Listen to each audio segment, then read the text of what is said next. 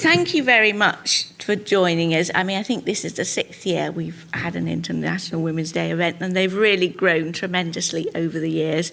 A lot's happened in that time, but things have moved on. And I hope from the energy in the room and your smiling faces, people will have that determination that we can definitely push things on again regarding inclusion and diversity. And as the slogan or the theme for International Women's Day this year is Inspire Inclusion, I think that's a fabulous way to celebrate this year. It seems to be that the time is right to make sure companies and organisations aren't ticking boxes, but are doing meaningful things. Here today, we're also celebrating and pushing forward the importance of women and international roles generally, and how important that experience is as we move forward in an ever-increasing global world, which is really connected. And that's why I'm so passionate about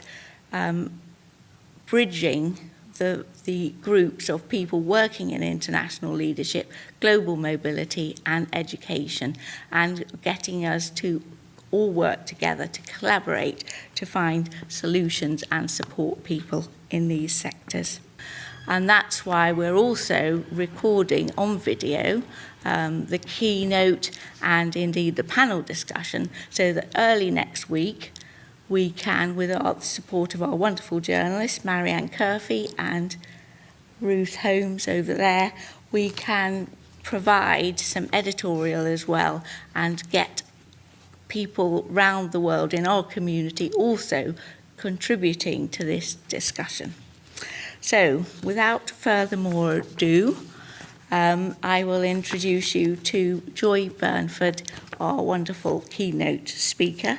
So Joy, as you will already know now, is the author of this fabulous book, but also a consultant in the area of diversity and inclusion. So welcome, and thank you very much for joining us, Joy.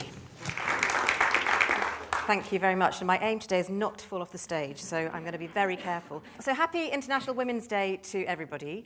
I wonder if those in the room who are parents could just put their hands up for a second. Excellent. So I'm celebrating International Women's Day this year because yesterday was World Book Day, and for the first time in the last 15 years, I didn't have to think about a costume for World Book Day. So I was very, very pleased this morning because I'm also celebrating allyship and allyship in the home, because I'm very fortunate to have a husband who shares a lot of the home care with me, the childcare and the housework. We sort of share it 50-50.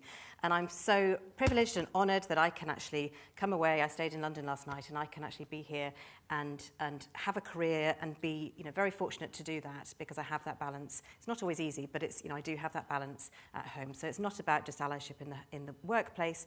I'm very much passionate about allyship in the home as well. So that's just a bit of an introduction. So I'd like to start and ask you all a question.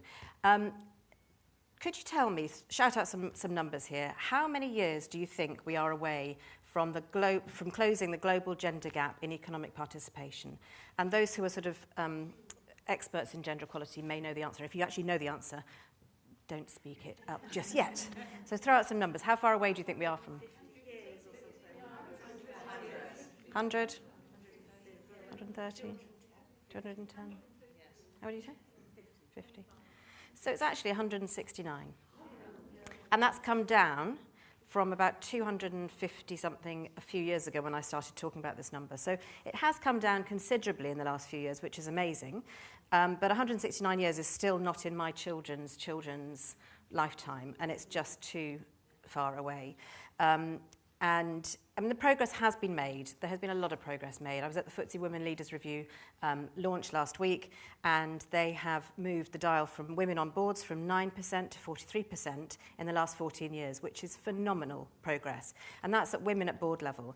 There is still quite a lot of progress to be made at leadership level, so looking at the sort of the executive teams within businesses, not just non-exec directors. So those people who are actually running companies. And just under half of FTSE 350 organisations are still below the 33% leadership target. So that's really where we're all sort of focused. I mean, it's massive progress, and that's fantastic. But I think we really need to think about that pipeline, how we can stop women falling off that, I call it a career mountain rather than a ladder, but how we stop women falling off and leaving the workplace altogether. So today, what we're going to do is I hope we're going to all focus on what we can all do individually and also collectively to start a ripple of change. I can't make change happen on my own. I'm a big believer in sharing the messages and trying to get everybody on board. And if you work for organisations, taking these messages back out to your organisations and starting to create that ripple of change. We know that it starts a lot from the top and inclusive leaders, role modelling, behaviours, but it also starts from the bottom up. And we all have a place in moving this dial further. So today, I want this session to be as interactive as possible. I don't want to stand up here and talk to you for an hour. So rather than having questions at the end, feel free to kind of put your hand up. We've got a microphone, pass it round as we go, ask questions as we go. It'd be great. And I'd like you to really learn from each other on your tables, and you'll have a chance to move around tables later on today as well. Really learn from each other and share stories and examples of what's worked well, stories you've heard about that work well, and be curious. That's my kind of watchword for this year, curiosity. It helps in every situation. If you're stuck, just be curious. And there are no wrong questions. Please don't feel there's a wrong question in this space at all. So in the next hour, I'm going to give you an overview of my book. When Fiona asked me to talk, she said, I'd like you to kind of cover everything in your book. And I was like, oh my goodness, how do I do that in an hour? So if you, I'm not going to go through it in intense detail, but you have on your tables, you have a sketch note, which is the book on a page. So if you haven't got time to read the book, it's quite a good place to start. And if you do want to order a copy, there is a QR code on the back, just putting that out there, bit of publicity. So today I'll give an overview of the book. We're going to talk about some practical actions that organisations can take to overcome the obstacles that are typically have faced women or are facing women at the moment. And we're going to talk about culture and the importance of culture and how we can, as I said, all affect change.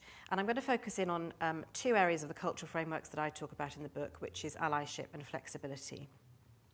But first, I'd like you all just to turn to the person next to you very briefly, and I'd like you to have a think about if you feel you've ever needed to be fixed or changed to fit in better to get ahead in your career. Think about a time when you might have tried to be fixed. And how would you describe in a few words to the person sitting next to you, perhaps some challenges you faced to get where you are now? My story around this is confidence. And if anybody's looked me up online, you'll see me talking about my own confidence journey. 10 years ago, you wouldn't have got me up on a stage like this. I have been on a massive confidence learning journey. And I really wish I'd been told when I was 20 the kind of things I'm telling people now. Because I thought I was a very, very confident child. I could act and I could sing. And then I went into the workplace and I just felt like I didn't know anything. And I was thinking, well, all these people around me sound so intelligent and they sound like they know what they're talking about. And I just felt like, well, I'm just going to stay in the background and I'll let other people maybe do the presentations, or I'll let other people speak to the press or whatever it might be.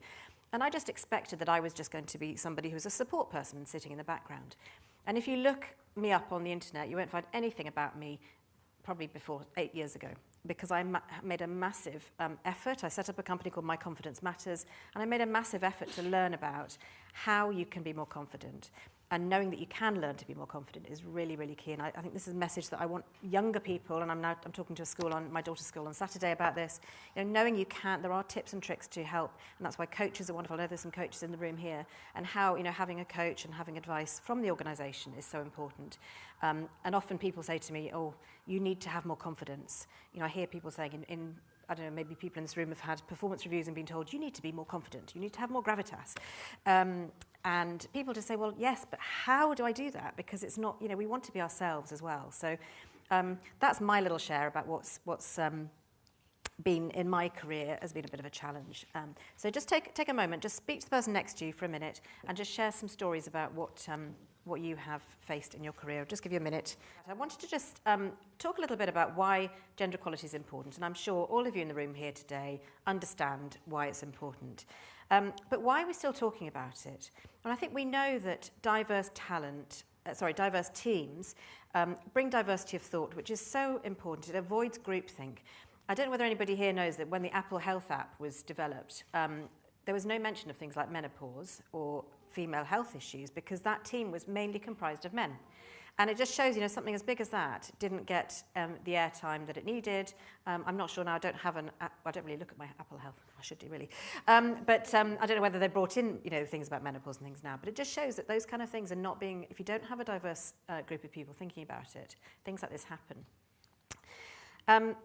And also, when women decide where to work, apparently 61% look at the diversity of the leadership teams. And I know from, you know, personal experience, I know, friends, colleagues who've left organisations because they were being treated so badly. And then they did so much research about the next company they were going to check on their family-friendly policies and whether they were great places to work.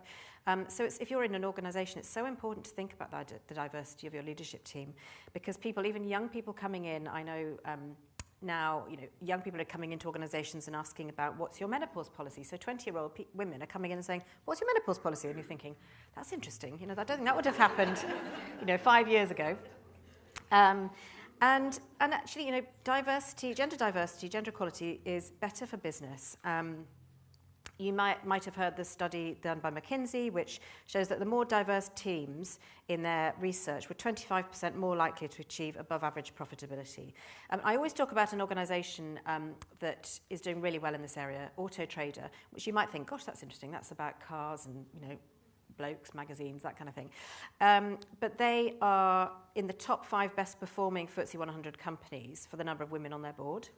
I've interviewed the CEO, Nathan Coe, who is such a passionate, inclusive leader. He's brilliant. And his kind of ethos and the way he thinks really ripples down. I've spoken at their women's events, who actually about 50% of the people who were there were men.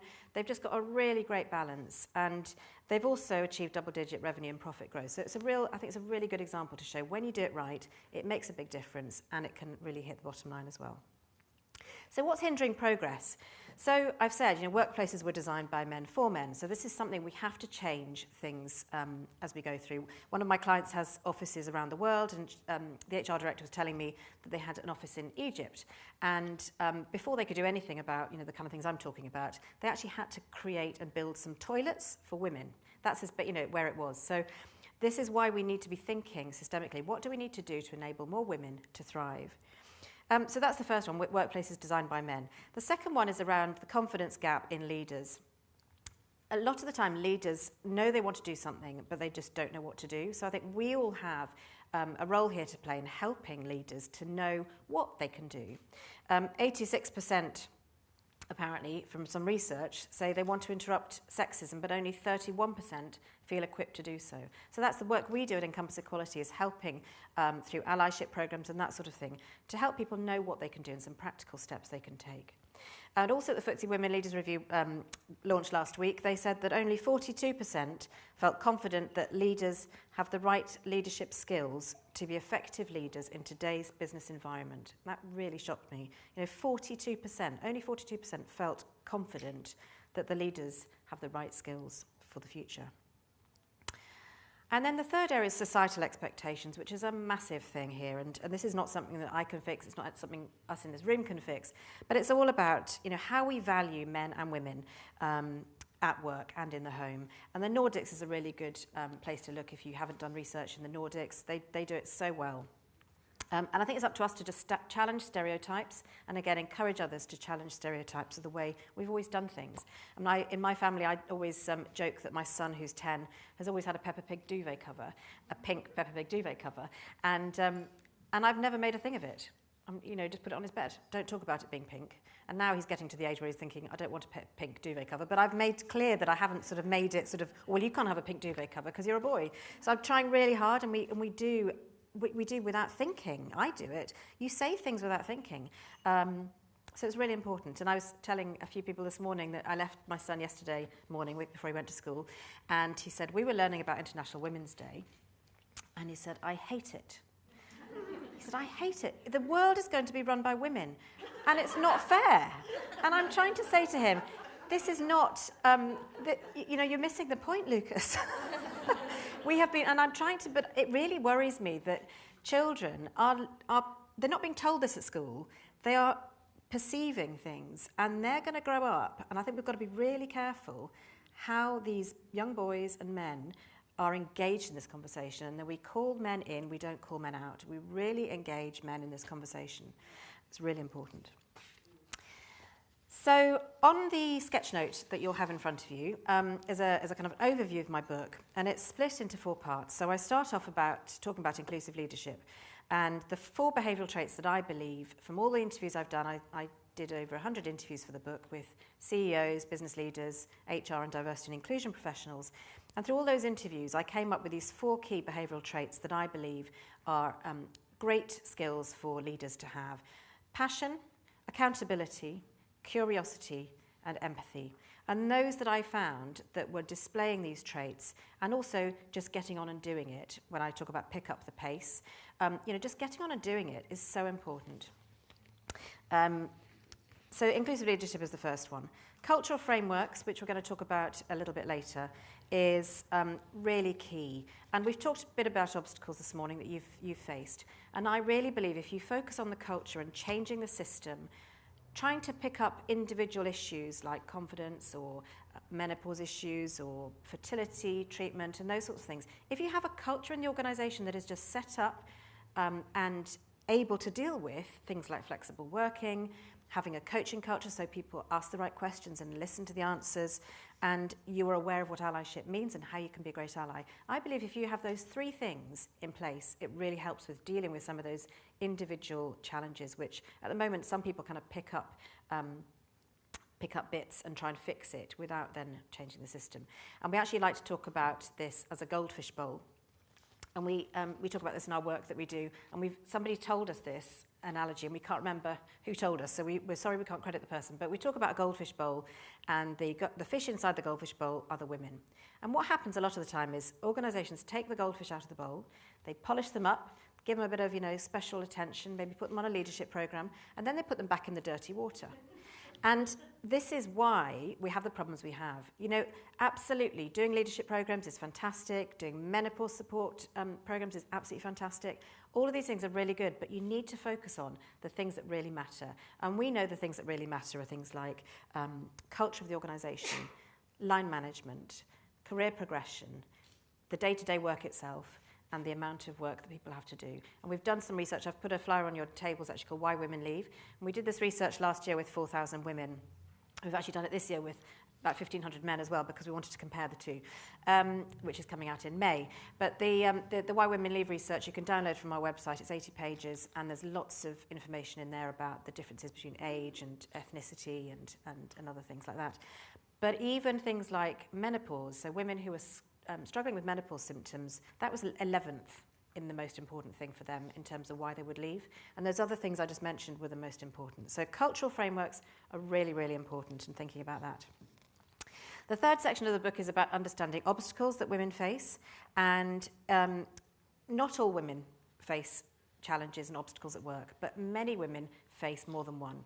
And often what happens is a kind of perfect storm of challenges around the age of 40 to 50, when you might be struggling with some of what I call the 4 M's, hormonal challenges like menopause, maternity, miscarriage and monthlies, or caring responsibilities, whether that's childcare, elder care or both, and also self-care and finding time to actually look after yourself, and confidence at work. So these are some of the obstacles, and I think often the confidence thing comes as a result of some of those other obstacles, like maternity and not having enough sleep, for example.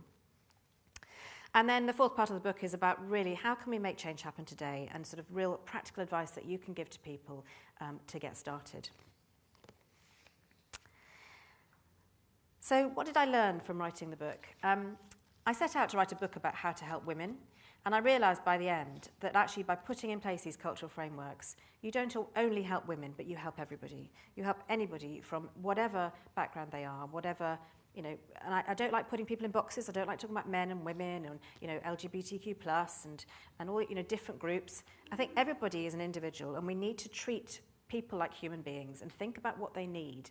And if we do that, and we do that through things like, having a flexible workplace, having allyship in work, so we really understand what people are, and coaching conversations, really asking people, what's it like being a woman working in this organisation, or, how do you feel? Or asking men, how do you feel about us talking about gender equality all the time? So many men are saying to me, oh, I don't want to talk about this. I don't want, what's in it for me? So I'd love to ask that question to the men in the audience, later today. So that's what I learned. It's all about personalisation, and really that is the golden thread that runs through all my work and creating equitable places to work. It's not about pushing women above men. It's about making sure everybody has what they need in order to succeed and thrive.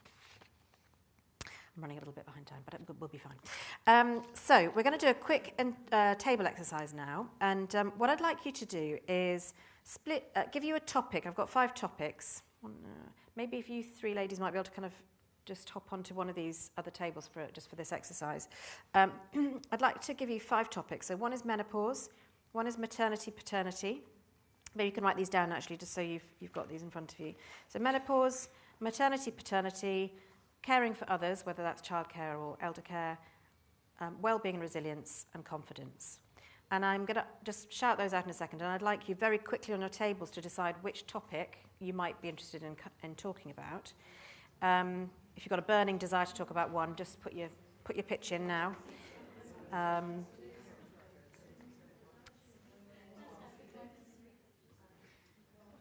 So when we decided which table's going to do what, I'd like to think about some of the practical solutions.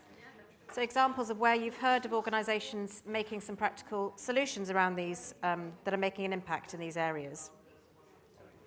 So do I have a bid for menopause? Anybody want to do the menopause table? Anybody want to do menopause? I'll come back to that one. Maternity, paternity. No? Okay. Okay, right. Maternity, paternity over there then. Caring for others. Anybody want to pitch for caring for others? Do you want to do that one? Yeah? Yeah. Wellbeing and resilience. Yeah? This front table is going to do wellbeing and resilience. Confidence. This table here. Menopause. No way. Oh, do you fancy doing menopause?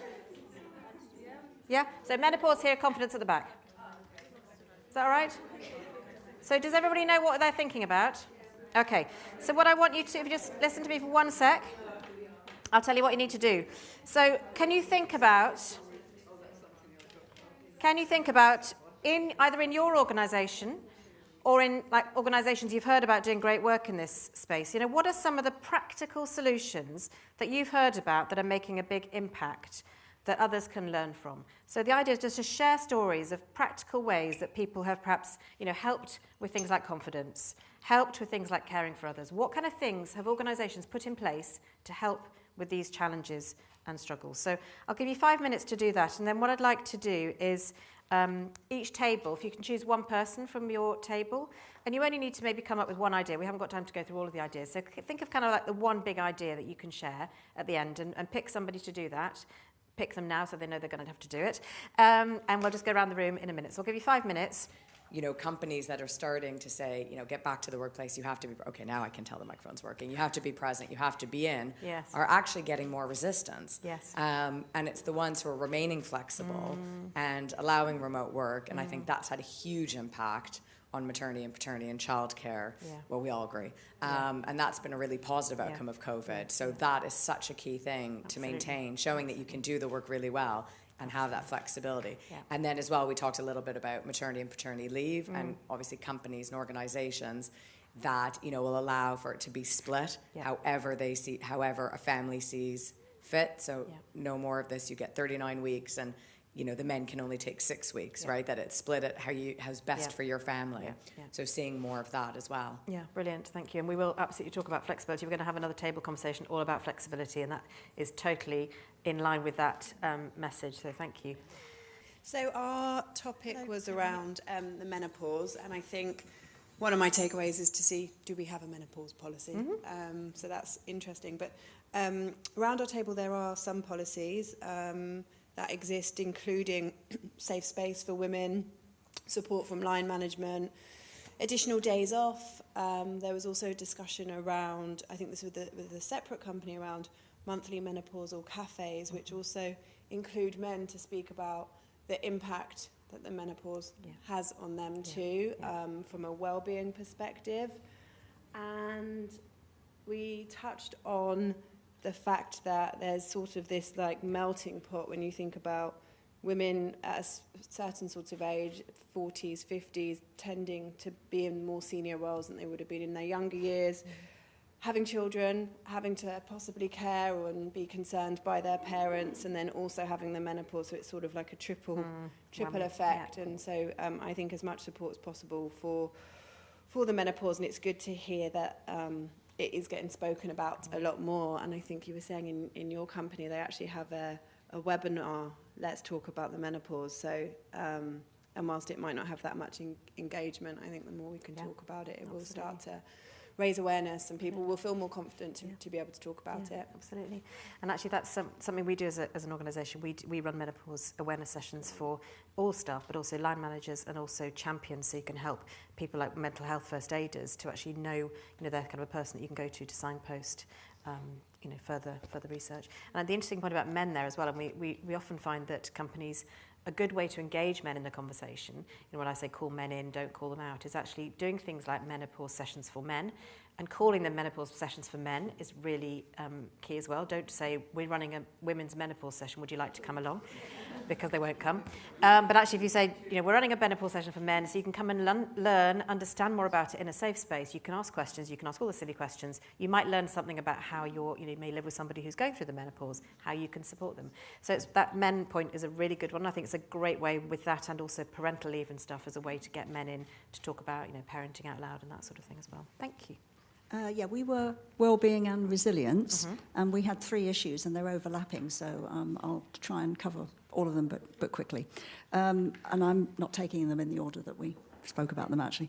I think what was quite interesting was talking about returning to work after COVID, and we had discussions about the fact that we're social animals and we do better when we're talking to other people rather than being on our own. And some of the issues that can arise from sort of loneliness and ill health, mental ill health and so on, from having to work at home. And obviously the sort of spillover between work and family life, the boundaries are blurred if you're working from home. And obviously employers now are calling people back in, and it's causing resistance because some people are keen to go back and other people aren't. And it was very notable on Friday morning on the tube this morning. There's no one on the tube on a Friday. What a nice journey I had. Only 3 people got off at Piccadilly Circus. It was just like incredible. But then I don't normally work on a Friday, so there we are. Okay, so in terms of going back, I think an idea that came up on the table was having a hybrid working charter, which I think is actually quite a good idea, so it's sort of laid out as to what employers expect. But potentially there should be consultation on that, and employees should actually have a role to play in how that works. And I think that also led into issues to do with wellbeing training, which someone on our table put forward, having a wellbeing training policy, and if you're global, to deliver that globally, and the idea of linking that in with your healthcare provider. It was thought to be done on a voluntary basis, so people weren't forced into it. But the idea is to make people aware and signpost what help is available, like employee assistance programs, because a lot of employees, men and women, don't know what they are or don't know about how they might possibly access them. And then finally that led into the idea of looking at mental health and having mental health first aiders, which was a new idea as well. The idea that you're not just looking at first aid from the perspective of physical health, but mental health as well. Brilliant. Thank So you very much. Very quick counter. Very good. And I think the wellbeing point as well is there's been quite a lot in the press about menopause. I know we're going to talk about menopause in a second, but about whether you should have menopause leave, for example. And what I advocate is that you don't have menopause leave, but you have wellbeing leave, because then it's applicable to everybody. It's not just applicable to lots of nodding heads. I think that's as well. It doesn't make women feel like, oh, I'm going to be singled out here to be having menopause leave. Actually, it's wellbeing leave, whatever you need. If you need wellbeing leave for mental health or physical health or whatever it might be. So we were the caring group, caring for others. We're the caring. Lovely. Yes. But the conversation really led us to the slogan that came out in the first group, which was flexibility. And we heard some really inspiring, first of all touching and then inspiring stories and solutions. So if you've got to care for either children, children as children, but particularly perhaps neurodivergent children, or caring for elderly parents, etc., or other relations, you're at the risk of burnout. And this isn't going to be good for the organisation. So the organisation has a responsibility to the employees. And really the main message is embracing flexible working. And we also discussed the fact that it can be very brave and also useful for managers, for line managers, to be very aware of their employees, of their team. How are you doing? How are you really doing, right? And then approach them if necessary, because sometimes it's very difficult. Staff find it very difficult to approach a manager with these issues. So managers need to be trained to do that as well, to move in the direction of their team. Senior leaders need to be role models. Yes. Senior leaders need to take time out and have flexible working hours when they need them, which they very well may do. So those are really, Caroline said that flexibility and flexible working hours, quote, should be enshrined in law. Yes. So there's that charter that you were just talking about, right? And we need to look at all aspects of well-being. You know, they're all interlinked. Yes, your issues are interlinked.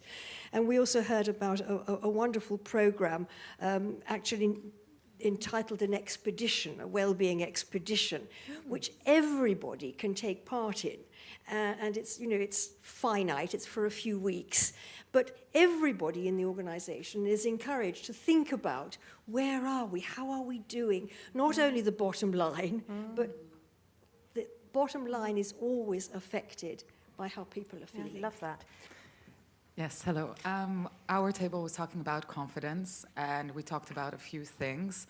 One of them was a couple of people said that in their company they employ certain types of personality tests that show what are you really good at, how are you different, and it's a really good comparison with your colleagues to show that you guys are better at different things and able to maybe work together in order to learn from each other, and it gives you an additional level of confidence in your own individuality. Yeah. And then another point that we said, or that I talked about, because I have maybe unfortunately a uniquely supportive manager, is that we are not, in our team, we're not thrown into the deep end, but we are supported by our manager to set certain goals that we want to achieve, and then we work together in order to achieve them. But what this gives is that by the time you reach the point of giving that presentation or going up for promotion, you feel confident. But the reason that you feel confident is because you were supported throughout the process and you believe in yourself. Yeah.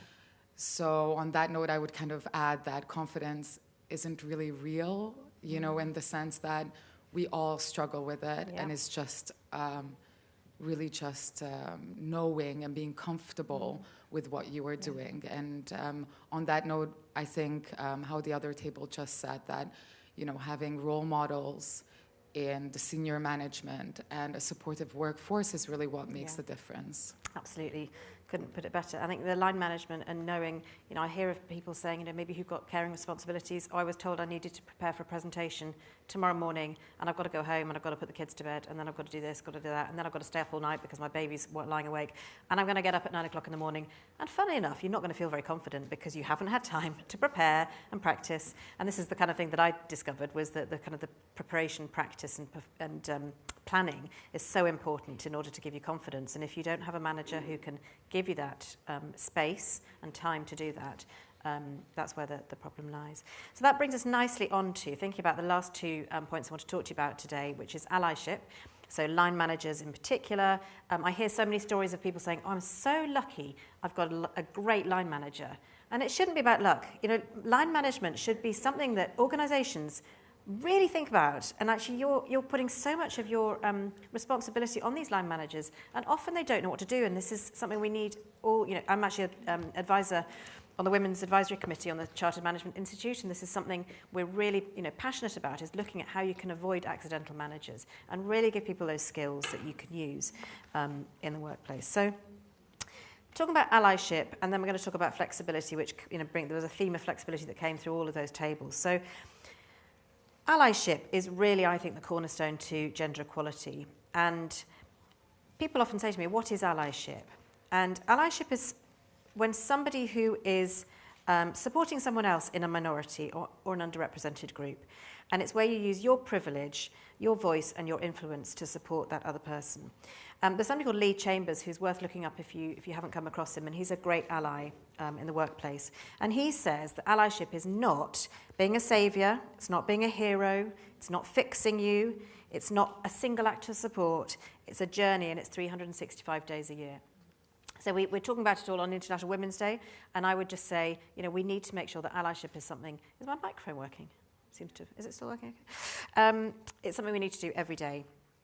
And many people say to me, especially men who want to be great allies to women, and I must say it's not just about men being allies to women, it's a lot of the time it's about women being allies to women as well. So women who've perhaps gone through the organisation and have suffered and struggled their way up to the top, and then they pull the ladder away, and then the women are sort of struggling underneath. So it's not about just men, it's about all of us being allies to each other. And I'm somebody who's very privileged, I've had a very good upbringing, and I'm very conscious of that, and I think I can be a great ally to other people in other underrepresented groups who may not have had such privilege that I've had.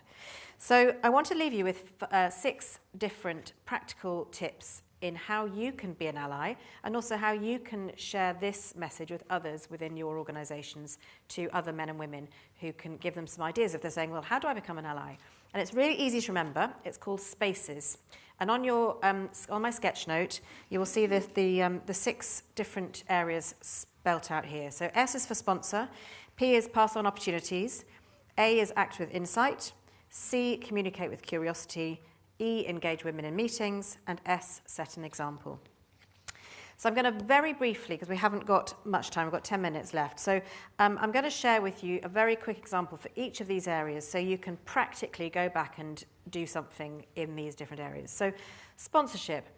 Some organisations have a formal sponsorship programme, which is fantastic. And if you have one, find out about it, because it's really, I think, is one of the most important things that you can have. And it's different to mentoring, and it's different from coaching. Sponsorship is where you stand up for somebody else in a room where they're not there, around the promotions table, or in a room where you're talking about projects and that sort of thing. So sponsorship, if you don't have a formal sponsorship program in place, I say it's really easy to sponsor somebody in your team or in your organisation with 36 minutes. That's all you need. And this is something JP Morgan came up with, and they said, all you need is 30 minutes to take a woman out for a coffee. And I'd just say, take the woman out for a coffee. Don't worry about taking them out for a coffee. Just don't touch them, because this is what men keep saying to me. I can't take a woman out in case I get, told I'm sexually harassing the woman. But you just tell them, just take them out for coffee, and, that's all you need to do. Don't touch them. Take them out for coffee, and then 5 minutes to congratulate that person on a win or a success, and then 1 minute to talk about that win or success with somebody else. That's all you need. P is pass on opportunities. So if you've got a meeting coming up in the next few weeks that you think is a really important meeting, that actually, do I really need to go to that? Because I've already proved my point, I don't need to be there. Who can I take along with me? Or even better, ask that person to go in your place. And this is not an excuse to sort of find somebody to come and do a meeting you don't want to do because you can't be bothered. It's about thinking about, why would that person be really good? Why would that room that they need to be in, why is it really important? And tell that person why you're putting them forward for it, so they really know why that you're doing that. A is act with insight. And we've talked a lot about this earlier, about curiosity and knowing your team members, understanding what those challenges people might face outside of work. So if you've got caring responsibilities, think about not organising a networking event at 8 o'clock at night when this is going to conflict with other responsibilities. And when I was researching my book, and I asked men and women about this, and a lot of the men said, oh, that's such a good idea. I hate going to evening networking events because I want to be home with my family too. But they don't say that because they just feel like they just think that's what they've got to do. So I think we all can benefit from acting with insight about when we should be doing these things. And a CEO I was chatting to at an event the other day said he's just banned meetings earlier than 8:30 in the morning and after 6 o'clock at night on Teams. And he's just made a blanket ban. He's role modelling that behaviour, saying we shouldn't be having meetings. There are plenty of hours in the day. If you need to have a meeting, it has to happen within those times, because it really does impact on people who've got other things outside of work. Another top tip here is agreeing with your teams about non-negotiables. So have a meeting and say, what are your non-negotiables this week? Have you got maybe you've got a yoga class, maybe you want to go and watch a swimming class, or you maybe want to, I don't know, go for a dog walk. And you all put it in your diary so you know when that, those times of non-negotiables are, so you don't put something in over the top of that, and really respect that time for everybody. C is communicate with curiosity, and this is really, I was talking earlier about the coaching culture, and I heard today, is it Jenny Robinson? You've got a book called Coaching on the Go, so I've never read it, but I just heard about it this morning, so there's another book to recommend, and I think what I was going to say was be a coach for a week, and think about, just change your mindset. Rather than telling people what to do, ask questions and listen to the answer. E is engage in meetings. So if you perhaps do a regular meeting and you know somebody's quite quiet, build and amplify on what they say, or talk to that person before they go into the office, into the meeting room, and say to them, is there anything that I can do to support potentially? I think you've got some really good things to say, but I often note that you don't speak up enough. Is not speak up enough, but speak up in a meeting. Is there anything I can do to help? And just encourage that person. And if you're chairing a meeting, think about giving people equal airtime in a meeting as well. So make sure people's voices are heard. It still happens that women say something and a man 5 minutes later says the same thing, and they get the credit for the idea. So, yeah. If you hear that happening, make sure you speak up and say, oh, I heard so-and-so saying that 5 minutes ago. Wasn't it a good idea? And then finally, role modelling and setting an example. And thinking about, we talked about flexible working. Brian McNamara, who's the CEO of Halion PLC, told me that when he came back from COVID, he made a real effort to work from home 2 afternoons a week. He didn't want to work from home, but he made sure he did do 2 afternoons a week, so it gave the right message to people across the organisation that this is the right thing to do. So very briefly, I know we're coming up against time, and I know you've got tables later. You're going to be talking about allyship, so these are some tips that you can then talk about in those table discussions later. But have a think about what action you can take to encourage allyship. And then finally, flexibility. This has come up a lot in the conversation today, and I would say flexibility is the one key thing we can do to progress women within organisations. I now work for, I have my own business, and I flex my time around the work I need to do. So it's not about, nobody's telling me to do things at certain times. I probably work the hardest I've ever worked, but I do it in my time. And it's not about where you work. I think the biggest thing we haven't thought about is how you work. So when we talk about flexibility in our research, we talk about time flexibility and location flexibility. And location flexibility has had a lot of airtime over COVID times and hybrid working from home. But how you work is a real untapped advantage for women in particular. So I'm a massive advocate for job sharing. There's a lot about job sharing in my book, both for women and for men, so that men can job share and women can then do more in the workplace. Compressed hours, term time working, those sorts of things. And it's something a lot of organisations say, oh, it's too difficult, can't do that. And I'm thinking, we don't need another COVID to make you think about this. You need to start thinking about it now. And I'm seeing so much resistance from companies about this. So we need to work hard to push that through. Sorry, I'm getting more blind, I can't read my notes. And I would just summarise flexibility. At the FTSE Women event I went to last week, Nimesh Patel, who's the co-chair of that group, he's also CEO of a company called Spirax Sarco PLC, which is an engineering company. And I loved his thoughts. He was an amazing inclusive leader, and I'm hoping he's going to be on my podcast soon. But he was just so inspirational. And he said their rules around flexibility in their organisation is to wear what you want to be most effective, be where you want to be most effective, and work in a way you want to be most effective. It's got to work for the company, and it's got to work for you. So as long as you're doing that, I think, he said something like, flexibility equals no rules. That's what it should be. It should be about not enforcing rules. It's about thinking again about each individual and what you can do. So, Fiona, I was going to do another table exercise, but I think we're now at 11:15, so I think perhaps what we do is people think about those things when you're doing the table exercises later. And perhaps if I tell you what I was going to do on the table exercises, and you can kind of just think about that, was just thinking about throwing out that rule book and, thinking about kind of one big idea that you could perhaps take back and try and inspire with, whether it's job sharing or doing something differently around flexibility. So have a think about some of those new ideas and think about what if we could do something in this space, what might that be? So I would like to just finally leave you with a Chinese proverb, which is the best time to plant a tree is 20 years ago. And the next best time is now. So I'd like you all to think about what seed you will all plant as you go away from today to change and influence the way that your organisations are working. Thank you very much for asking me today, and it's been hopefully catch you later.